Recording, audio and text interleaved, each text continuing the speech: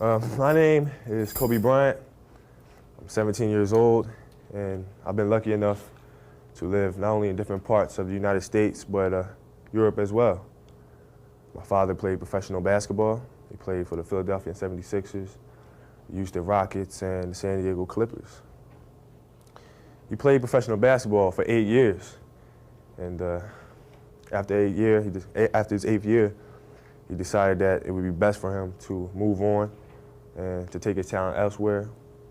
So we packed our bags and moved to Italy, where he played professional basketball again for 8 years. At the time, I was only 6 years old, and I was pretty much clueless about the whole situation.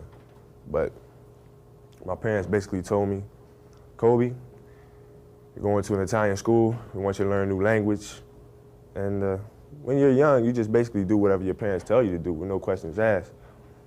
So I said, fine, I'm gonna learn this new language, which I did. I can speak Italian fluently.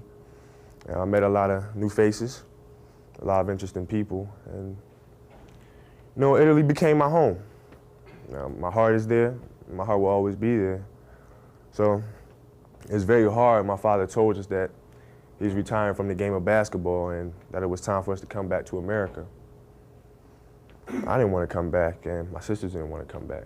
But when it was time to start school, I thought that me and my sisters would be together, the same school, just like in Italy. But my sisters were older than I was. They were starting high school. So Sheree and Shay attended Lower Marion High School, and I was stuck at Bala Kenwood Middle School. And it was very hard getting adjusted, simply because I had a lot of trouble understanding English and the slang. But one thing I had in common with some of my other students and classmates was basketball. And unfortunately, because of the lack of communication with my peers, I wasn't invited to parties or friendly gatherings on the weekend. So on Fridays and Saturdays, I would go to my rec room with my basketball and basically dribble myself to sleep. And I think that was the best thing that could have ever happened to me, because during those lonely hours in the rec room, I discovered the hunger, the motivation, and the desire to be the best possible basketball player that I could be. And here I am today, giving an oral presentation in English class, not only in front of Mr. Rigby's camera, but the camera of Prism and ESPN. And I enjoy it. I enjoy all the attention, because it's a great feeling to know that you set a goal for yourself and you were able to reach that goal and to knock it down. I have a big decision coming up, and that's whether or not you go to college or straight to the NBA.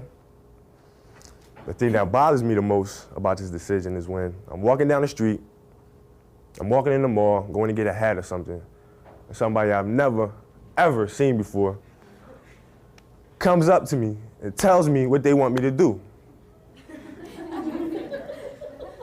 I'm like, what's going on here? I know you? I mean, they're coming up to me and they're saying, well, I think you should do this. I think you do that. I want you to do this. This is what I think you're going to do.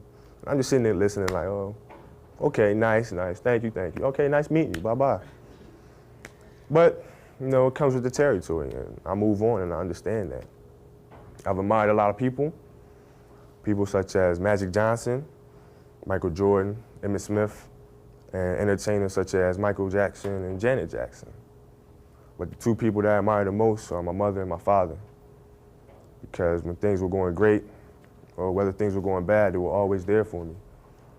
For instance, if I just played a great basketball game, had 40 points or whatever, I'm getting all this positive feedback from people who are at the game. My head's swelling up and everything.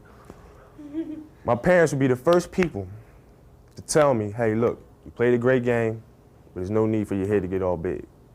There's no need for you to get cocky and think that the world owes you something.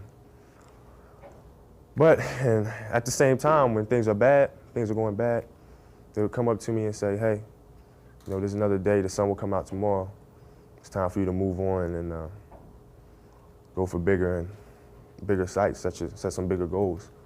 I thank them, I love them with all my heart. And I thank you all, you've been a great audience, and thank you.